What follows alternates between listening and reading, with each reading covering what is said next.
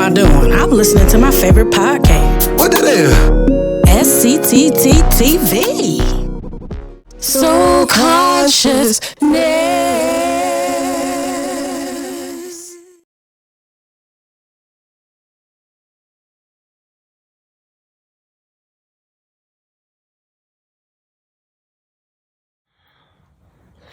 Good evening, everyone, and welcome to another episode of SCTT TV Podcast. I'm your host, Dee Michelle, writer, director, and producer of the Flower series, and this is my co-host and niece, Akosua. Hi, everyone. I'm happy to be here with you all today. Today we will be talking about the third sister in the Flowers series, Violet. Yes. Look at that. She looks so nice in the purple. Hey, you have to honor the sisterhood. Yes. So don't think that just because this is the second middle sister, that her role isn't important. Don't get it twisted, okay?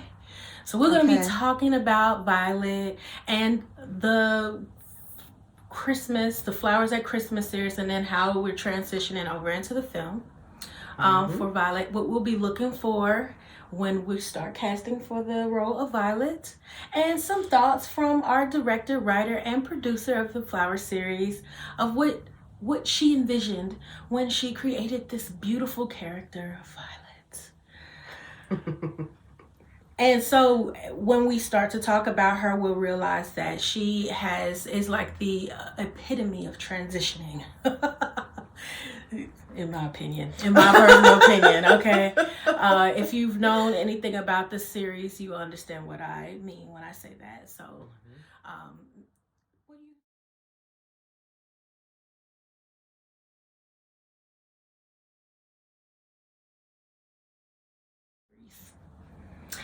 Oh, let me tell you about Miss Violet. She brings confidence. She brings intelligence. She also brings dysfunction. Dysfunction.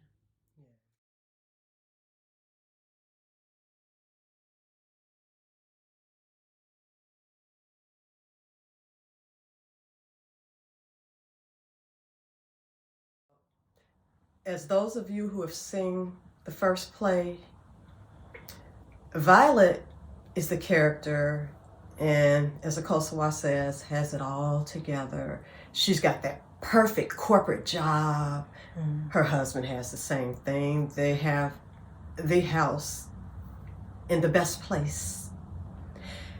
They have no money issues or anything like that. Power couple. But the one thing she couldn't do was what they wanted the most, what drew them both together, and that's have children. And because she had medical issues, and because of that, it tainted everything in their life. So behind all the smiles, all the success, there was always that thought of, we're missing the most important thing. We don't have this.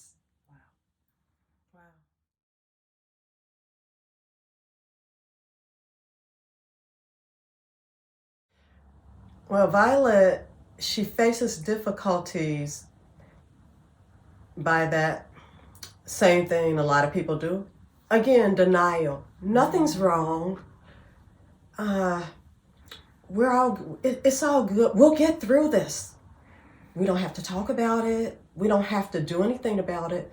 It'll get better, like so many other people. Now, she was a little more grounded than her sister, because the pain that she had to deal with her husband, who had the exact same pain. And he was not as forgiving. When you have this whole life plan going and it just goes off track, everybody can't handle that. They're not good at making adjustments. And so, of course, the marriage starts to fall apart. They start being strangers to each other.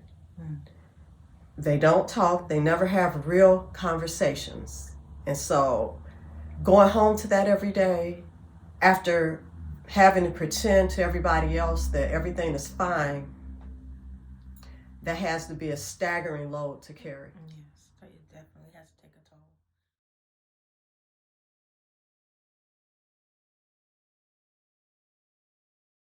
I would say the other characters and the other actresses were so professional that they made it work. And, you know, whoever we brought in to play that character, we made her work. See, being an actress means you have to, the show must go on, as, everybody knows. So whether it's a new person, old person, you have to spend time with them, get that chemistry going to actually really feel like family, because by the time we were through with, it's been 3 different Violets. And every one of them has felt like family by the end of the show. And some of them were actually family. Yes.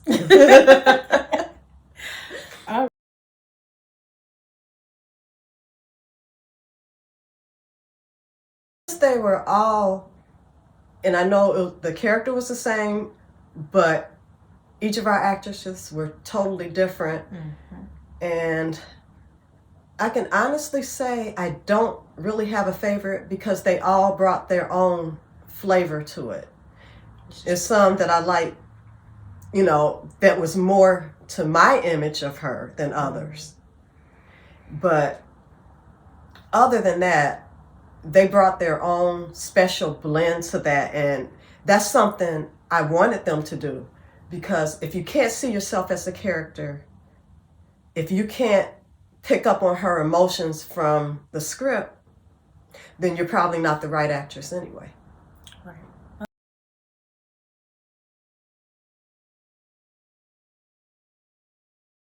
I wasn't surprised at all.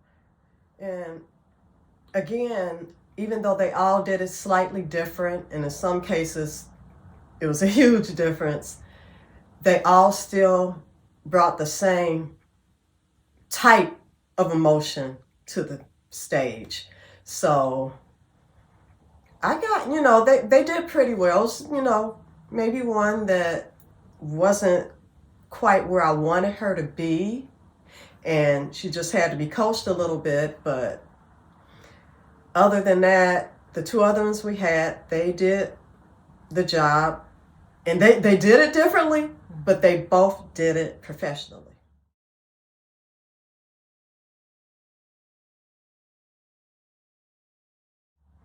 Yes, because there was like a moment on the stage, it's moment between Violet and Ivy, that was just so hilarious.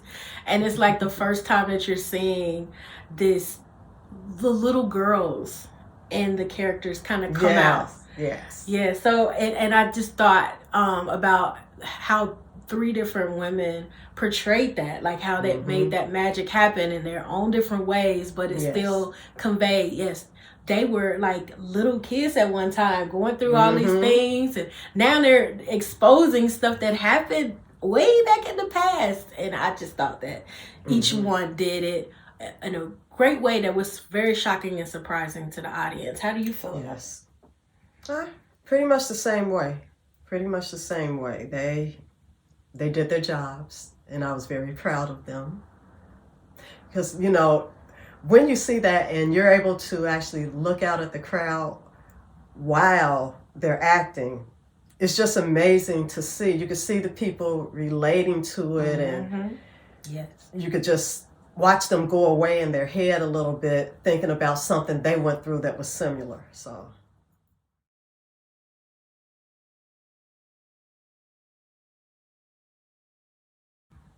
since we're talking about Violet, and we know that you took some of the characteristics of Rose from people that you've seen or examples of situations, what inspired the character Violet in your writing? Well, since I have made the statement that I will always be transparent with this, I went through that thing of, trying to have a baby, and for whatever reason, I could not. and I almost let it ruin my life. So that being said, that's how that character came about. Pulling it from personal experiences. Like every single one of these characters came from personal experiences. Now they weren't all my personal experiences, but women we know. Mm-hmm. Women we know that we can connect to. Even though we don't go through the same things, it's easy for us to be compassionate about women because other women's struggles, because there's so many different things that we have to deal with, and the society is not very woman first. We live in a society that's not really made and conducive for women, especially professional women, especially women who don't meet the traditional idea of what a woman is supposed to be. And those traditions change depending on the group or the people, but it's the fact that women have to live up to some kind of standard instead of just being able to be human and go through things. Right. I think you did a great job in your writing of allowing people to see the human in these women, not just the fact that they're women, but I even think that some men might be able to relate to some of the struggles that these women go through. Definitely. You know, there's some of these women could have been their sisters, their mothers, you know? And like, even as a spouse though, even as a husband, yes, they may have watched them go through this, and just like Violet's husband, maybe not that same situation, but they understand that struggle with something that did not work out right that you planned. And you can see from the perspective, I think you did a good job of seeing from the perspective of Lewis and how he was a human as well. And we would expect a person to be more understanding in that situation, but when you're in a marriage and that's the grounds of your marriage is having children, you know, that's you exactly take it into consideration how he would feel. Yes, that was their whole foundation. That's what they based their whole lives on, having a huge family. So, yes.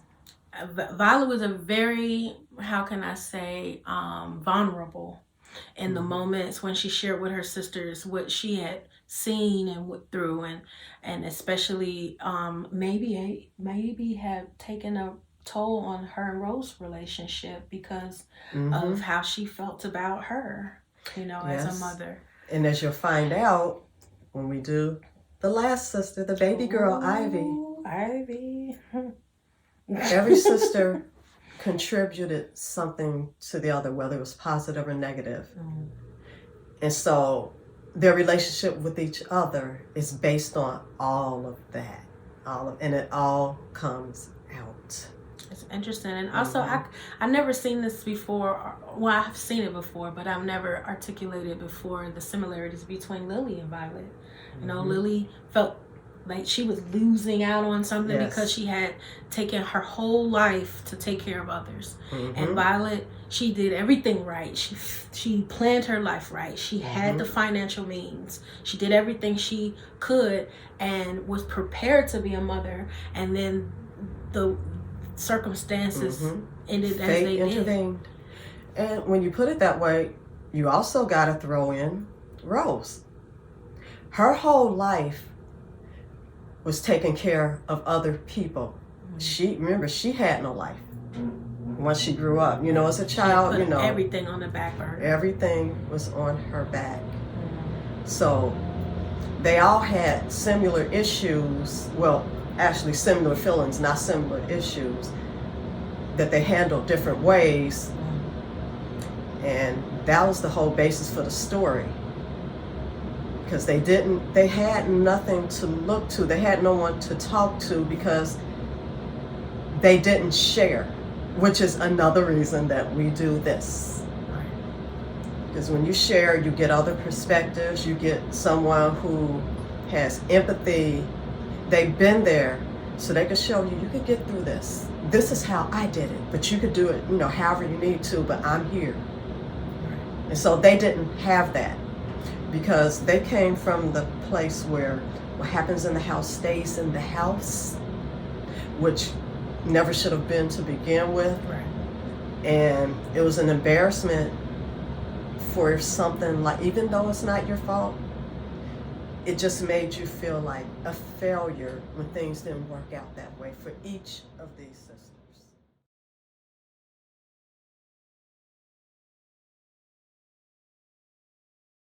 So it was even more challenging for them to be transparent and vulnerable because they were so used to having this strong image, seeing their mother going through all of the things she went through, but seeing her strong.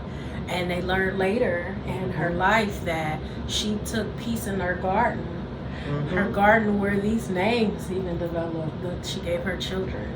Yes. So did you want to talk a little bit about that? Like how Violet got her name and what it meant to her when she realized, I think that she was told what her name meant, but she didn't understand the significance of it. I don't think she was told what it meant.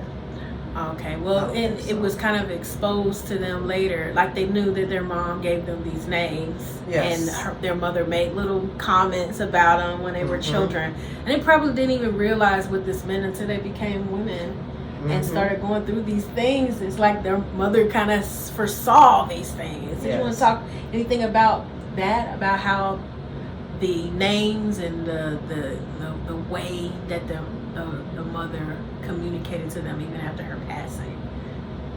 Well, as far as the names, I think we actually talked about that too. The mother was so in love with her babies that she wanted to give them a name of something that God created because she thought they were so beautiful. They were so beautiful to her, she couldn't give them an ordinary name. She said the only thing that fit was something God created and not man. So when she looked at these girls, that's what she saw. She saw these wild flowers, these beautiful flowers, these flawed flowers. And what they represented to her, where her life didn't go the way she had planned it, she wanted her daughters to grow up and be able to be more than what she was, which is why she worked so hard to do what she did. But her, being human, she didn't realize that even though she had, the money thing, she had to do the job, but the time that she didn't get to spend with them affected each of them. Yes, significantly. And Lily would not have known to make out that kind of time when her job was to manage the house and make sure that they're up on time for school and they're staying out of trouble. She didn't have the capacity to hug them and love on them the way that they needed. Because when you learn about the story, you see that they had trauma. All of them had this trauma, and they never really got to heal from it as a family. They kind of had to just move on, and that played out in their lives because it carried on. It's festered into their personal lives as adults. Some of them were able to hide it, and some, like Ivy, and others wore it on their sleeve, I should say.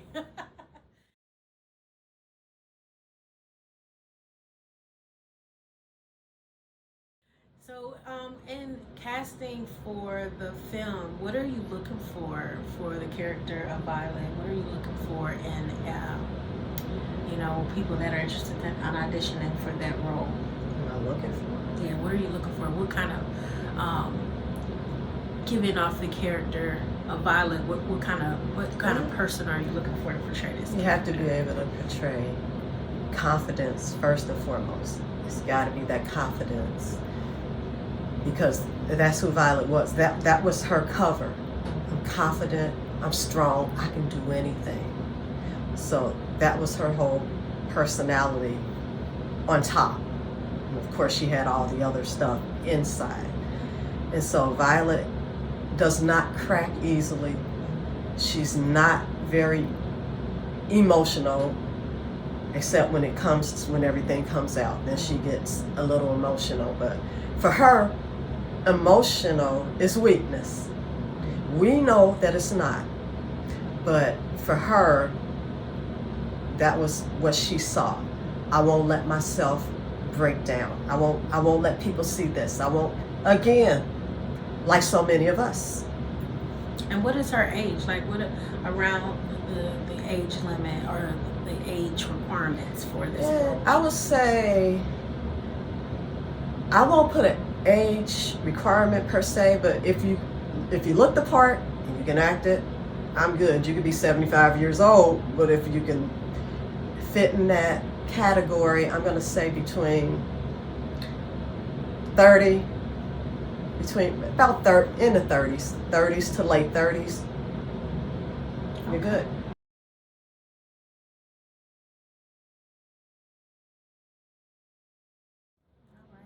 Well, we've learned a little bit more about Violet and how she is connected to her sisters, her bonding with the sisters, and the long journey of the many different people that played the role of Violet in their own special ways.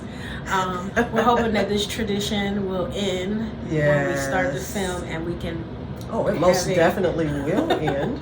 Have a consistent Violet to play the role. Was there anything else that you wanted to share with our audience about Violet? Actually, no. I think we've pretty much covered her. However, if you have any questions, put them in the comments below, and I will definitely answer it. So this has been another episode of Soul Consciousness Theater Troops podcast, and before we leave, I did want to say that although Violet seems like a very simple character to play, the complexities of the play, if you ever had the chance to see it, we do have on our YouTube channel, we do have some small clips of Violet and how Violet reacts to the very messy Lily. But anyway, it would give you an idea of how this professionalism, this poised character of Violet is portrayed. And if you have any questions about Violet as the character or as an interest in playing the role, or you can relate to her in any way, any stories that can relate to the struggles of Violet, we're listening. We want to hear all about your story. We want to hear from you. So you could submit any of your questions to our YouTube channel at Soul Consciousness Theater True. And then we also have a Facebook page, SCTT TV Podcast. And we'll be happy to relay any messages to Dee Michelle, who is the director, producer, and the writer of the Flower series and co-director of the film. We are very excited about the process of filming and our next part of the series, where we'll go to our little sister, Ivy. That will be up next. So make sure when you go to the YouTube channel that you can click on the notifications so that you can know when that show comes out. And what she did not mention was she plays Ivy. And when you see it, I don't want to give anything away, but we're going to go deep with Ivy. We're not going to just do surface stuff. We're going to go deep with her. Of course, you won't see what happens to her in the future, but you will know what happened to her in this play. Well, you got a lot to look forward to, and we're excited about this series. And again, click that notification. That's the only way that you'll know when it's coming out. Did you have any last remarks that you wanted for the audience, what they could look forward to, not just with the next one, but some of our other podcasts that we're planning to have for the winter season? I think what we plan to do, hopefully, is get some input from some of the ones who played these characters. That would be awesome. So we're calling you to the table, Miss Didi, and we're calling you to the table, Miss Sadia. Yes. And Miss Natalie, calling you to the table. Well, not for the role of I'm talking about the role of Violet. Natalie. Oh, you mean in the other one? Yes. Okay. She can't say much, but she can talk about what connections and the bonding and stuff like that, but she better not tell any secrets. That's right. So be looking out for it. We have more coming up, and we do have some interviews with some other writers, directors. So be looking out for us. And until next time.